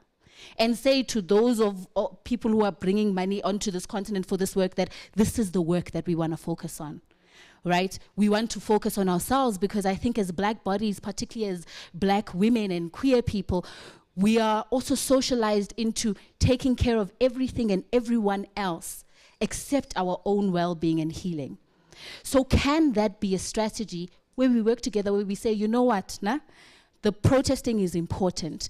The capturing of violations is important. The speaking to the different various policymakers is important. But what we will focus on now is healing, so that we can begin to move in one direction with one voice and begin to reduce the harm that we are enacting on one another, which is learned behavior. Because at the end of the day, that utopia that Crystal is talking about us building, right? We are the people that are best placed to create it, but we can't do it with scars. We can't do it in the ways in which we are interacting right now. So perhaps the work, we need to refocus our work from the outside, inside, into our movement, and begin to heal in those kinds of ways, and make that our work and our focus in the next, I don't know, little while, until we get it right. Sorry, that's just. Thank you so much for that, Ayanda. Hello, testing, 1 2 1 2. Just to appreciate what Nolazi just spoke about, and also trying to link that with what Retabile has been speaking about, like continuously mentioning the women lineage which I think is important, even from her introduction, introducing the mother, the grandmother, the grand. We don't even know them, but they're here. And she's been acknowledging them, and I appreciate that. But I also want to mention something that Nolazi touched on, to say that it's not only trauma that we learned from those people, those female lineages, yeah? Yeah, that lineage, yes. So there's healing in it. For example, we know when you go home, Ukoko would always tell you a story of what happened 20 years ago. And it brings joy, it brings happiness, it brings sadness, it brings everything, but at the end of the day, you feel better about whatever situation that you may be going through. We see it in different positions where sometimes the articulation of healing is not my grandmother saying, Daname, let's sit down and heal. No, it's a matter of, give me that crochet, let's crush something together. That's also part of healing. Dancing, singing, cooking, all those things, they are also from part of healing. I want to bring the conversation here and now and today. The very person that is making sure that I can articulate myself and people in Africa can hear me is a man. And I'm not trying to be nasty about it or trying to out people, but it tells us a lot about how much we are not trusting women. There are a lot of women who provide the same services that is being provided by a white man who is in this room. But the job is given to a white man. And it's not only at Iranti, it's also in other different aspects where we work in a queer space, where they trust a male white figure to do the work and not the woman. So why are we here today? What are we celebrating exactly if we continue to give the people who've been depriving us of our very being the opportunity for us to grow? I'll be short.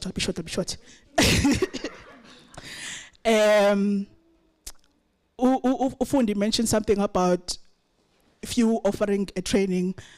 My thing is, I've attended trainings, I've traveled, and all of that. And there's an expectation at home. Because you've been to Sweden, because you've been to Uganda, you've been to wherever, then show us something, right? You don't have that because those trainings are just for statistics. We've trained 100 lesbians, and at the end of the day, I don't have something to show, right? Not only at home, but also for myself. Yes, I'm not saying that the skills that I've gained, they're meaningless. All I'm trying to say is that in institutions giving us those opportunities, they mustn't stop at training us. They must also stop at giving us opportunities that will pay us, right? That will also motivate me as a queer person to say, I'm not alone in this journey. There are people who can see that I'm trying, right? But I'm not reaching there. But if, Butu, you have resources, what stops you from saying, Ayanda, come and make a mistake? When we started the session, there was a delay with audio. You know, why didn't you trust Ayanda to come and make that mistake so that Ayanda can learn from that mistake, so that tomorrow, you know, Ayanda will not make the same mistake, right? I'm stopping. Thank you. Thank you so much. Okay. I feel like we should be here all night, but I'm being given time things. I absolutely love every comment that has come out of this conversation, because it's exactly the ways in which we also start to build. We also start to adapt those practices, those healing ways that we have learned from or have been passed on to us, and all of that. And to also acknowledge that we are conformists to these kinds of things, right? We do have our limitations because, again, we are operating on a zero template. We are the ones that are trying to change the things. So how do we, again, make the mistakes as well, and also forgive ourselves for those mistakes and also learn from those mistakes? So absolutely, we want to have that kind of thing to ground us, because as organized as this far left movements are, they've also made their mistakes. They've also plugged each other. So we should also adapt in particular ways that we can plug each other, we can hold each other, because I don't think the holding is not just an emotional, mental thing, right? It's the holding through the learning, it's the holding through sharing knowledge, it's the holding through, you know, exchanging skills and offering business, right? Because we know also money makes the world go round, right? So there's those kinds of things that we may struggle with. We may point at capitalism and say, fuck the police. I know, but like,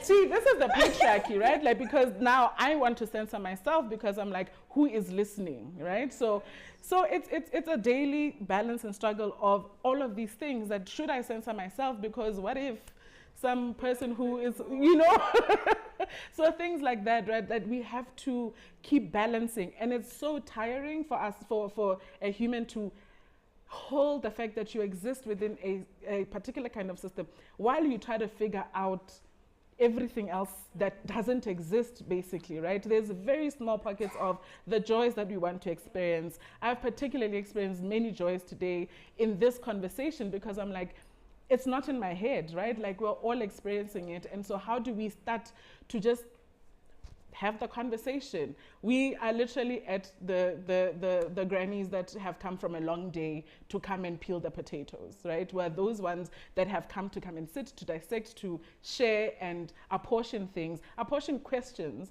that I hope that we also carry to our next conversation, to our next convening, to our next training, so that when we imagine a space, how can I make it better, right? How can I make it slightly, I can't get it perfect, but how can I make a space better? Is it about, you know, ensuring that we have water? Do people have water? Sorry, it's like so late and I'm asking that. You know, things that we know as cultured people, we know that you extend particular kinds of compassion. So why can't we do it in the work that we do? Because the work that we do, we're saying it is healing work, it is justice work, it is well-being work. So we've run out of time, not we are running out of time, we've really run out of time, and I hope that we can continue the conversation on our social media pages, at Iranti.org, on Twitter and Instagram, on Facebook is at Iranti. But before then, and I know we may not directly have responded to bits of pieces that have come out of this conversation, which is why we have a little convening outside after this to share a little takeaway. Unfortunately for the people online, you see, you won't have that opportunity, but we want to have the conversation in a space where the lights are not in our eyes. We can speak the languages that we all understand and not feel the pressures, right? But as a closing, maybe we'll start with Latia too. I also know, Latia, you are in a very different time zone from us, and I hope we haven't kept you out too long. What is your thought or parting message today as we have unpacked these very many intricate issues, but also very important issues? Yes, thank you, but for that question, I think that I want to talk about the fact that we, by thinking about celebrating this International Women's Day, we are also looking some ways to celebrate joy.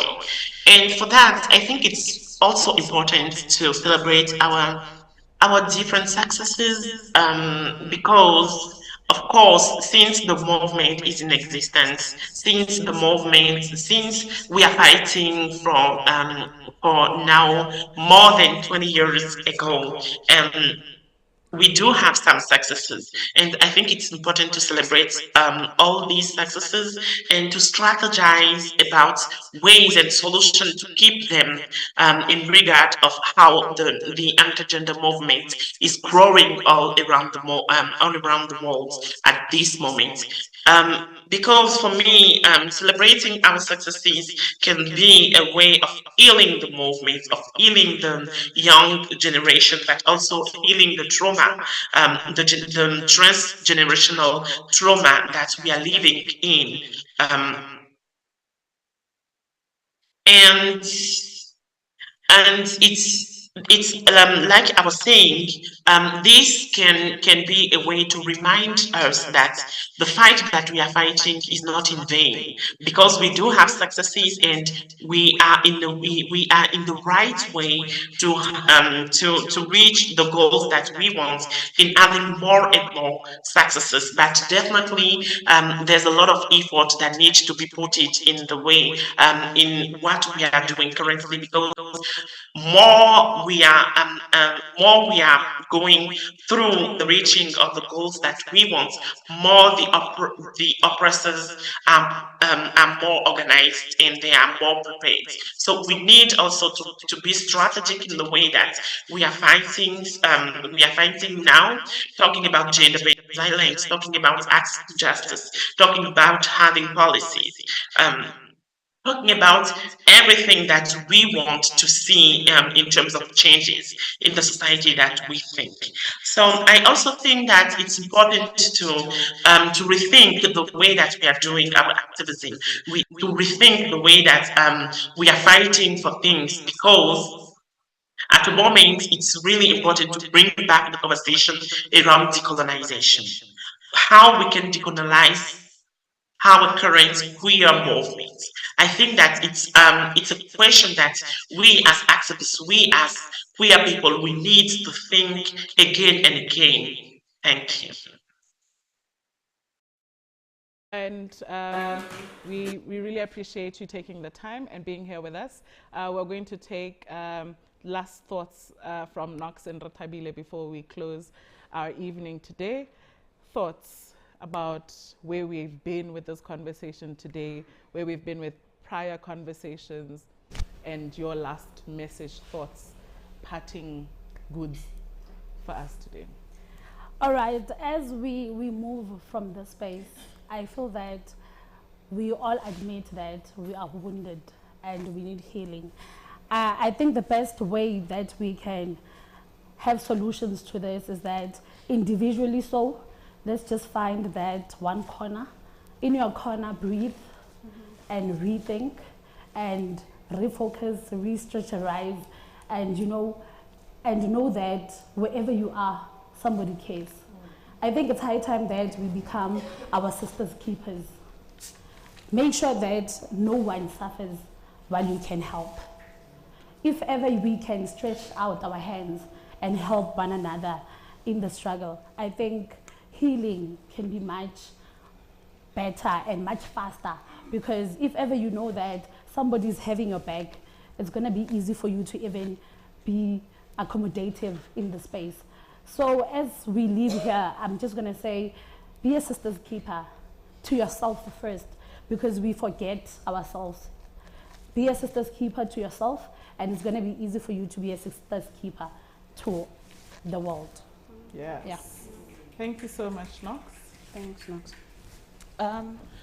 I want to invite us, and I know about time, which we can call a construct also, but we are here, the coachman comrades. So I want to invite us to a quick exercise, right? Like 30 seconds. It's a mindfulness thing, right? I want you to listen to the furthest sound that you can hear. Don't judge it. Don't overthink. Just listen to whatever's furthest.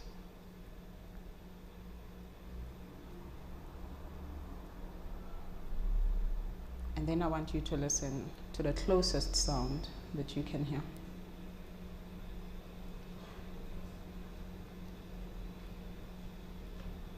Don't judge it, no overthinking, you're just listening.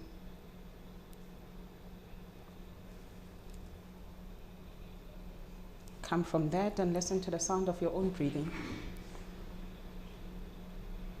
Can you hear the sound of your own breath? Don't judge it, don't overthink, just hear it. And this is a gift you can give yourself daily, to just bring yourself back to center. And there are different tools, of course, we learn these things when we do the coaching, the counseling, the what.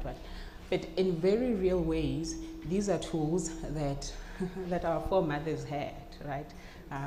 Of course, we know the oppressors went away, repackaged things, and then came and gave it back to us in particular languages. And so even as we do this work of healing, we need to interrogate which are the ones that were taken from us and then brought back to us and repackaged in particular ways. And I want to remind us, comrades, of what Audrey teaches us, to say that in order for oppressive systems to perpetuate themselves, they need to demonize our ways.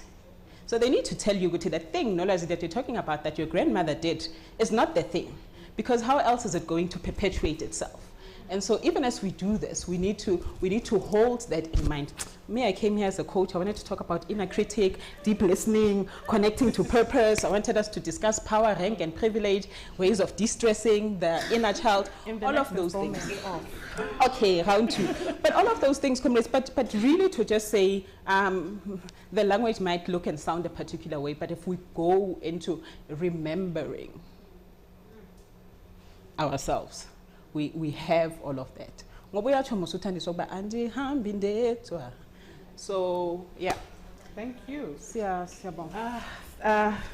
Amazing. I think, look, it's difficult to summarize and close when people have said so much, and I do not want to dilute anything that's been said, and only to acknowledge that for the collective takeaway for myself is that we know the things, right? We know the tools, we know the skills. We're just running on a particular, we're on a treadmill that we are not controlling because we've been told controlling it is not a thing that could happen. I think for me, especially in a space like this, it's important to reflect not only on those traumas. I think Latia spoke to the joys and the learnings that we've gotten, right?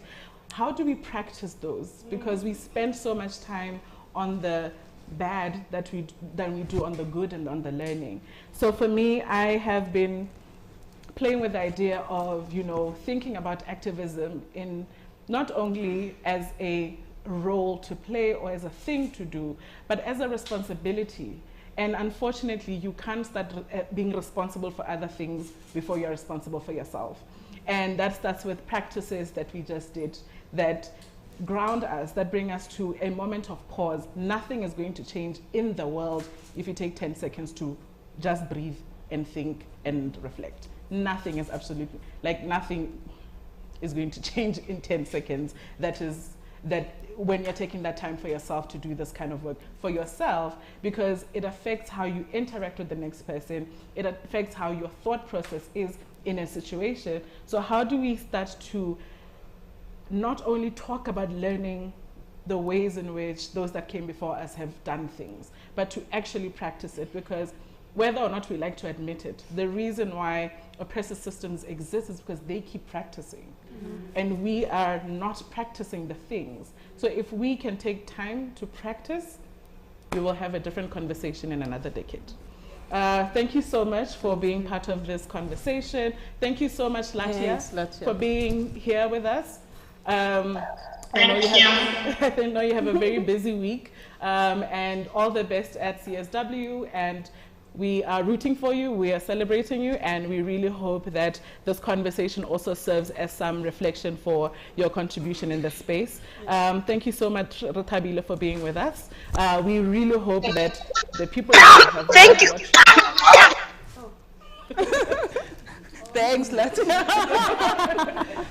We thank you, Rethabile, and we hope that some of the ways in which you have brought, various kinds of practices and mindfulness can be expanded to all of us who are in this room.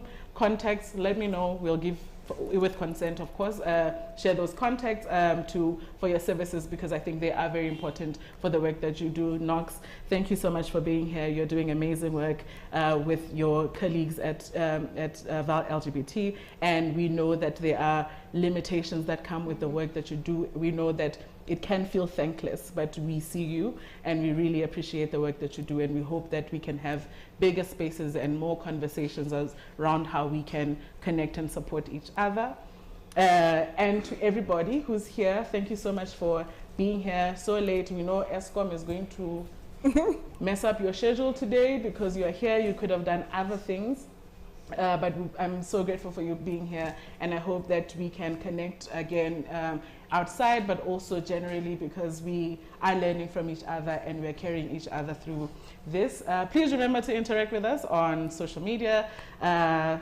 Instagram is @Iranti.org, as well as our Twitter. On Facebook is @Iranti. Good night.